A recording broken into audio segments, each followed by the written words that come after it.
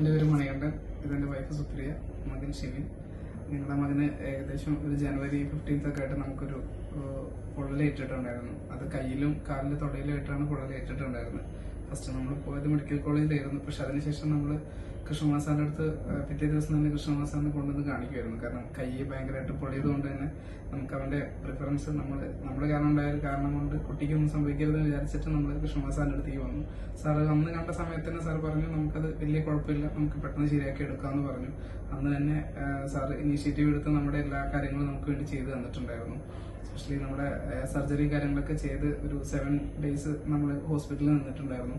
ആ സമയത്ത് ഫിസിയോതെറാപ്പിയും കാര്യങ്ങളൊക്കെ ചെയ്ത് അവൻ്റെ കൈയെ ഫ്ലെക്സിബിൾ ആയിട്ടാണ് നമുക്ക് ഇപ്പോൾ ഈ കാണുന്ന രീതിയിൽ നമുക്ക് മാറി കൊണ്ടുവരാൻ സാധിച്ചത് കൃഷ്ണകുമാർ സാറിൻ്റെ ഒരു ഇനീഷ്യേറ്റീവും കാര്യങ്ങളും കൊണ്ട് തന്നെയാണ്. പിന്നെ സപ്പോർട്ടിങ് സ്റ്റാഫായിട്ടുള്ള ഡോക്ടേഴ്സും നഴ്സസും അതുപോലെ തന്നെ ICUയിലുള്ള ഡോക്ടേഴ്സ് എല്ലാവരും നമ്മളോട് ഭയങ്കരധികം കെയർ ചെയ്തിട്ടാണ് നോക്കിയിട്ടുണ്ടായിരുന്നു. അതുകൊണ്ട് തന്നെ ഇപ്പം അവന് വേറെ ബുദ്ധിമുട്ടും കാര്യങ്ങളൊന്നുമില്ല. അതുപോലെ തന്നെ ഫിസിയോ ചെയ്യുന്ന ഹിഷാം ഡോക്ടർ ആള് ഭയങ്കര ഇതായിട്ട്, കാരണം അത്രയും നമുക്ക് കുട്ടിയാവുകൊണ്ട് ഡോക്ടർക്കും ബുദ്ധിമുട്ടുണ്ടായിരുന്നു. പക്ഷെ എന്താ പറയാ, ആ സമയം എല്ലാവരും നല്ല രീതിയിലാവുകൊണ്ട് ഞങ്ങള് ഇപ്പൊ നല്ല സന്തോഷത്തിലാണ് ഞങ്ങളിപ്പോ.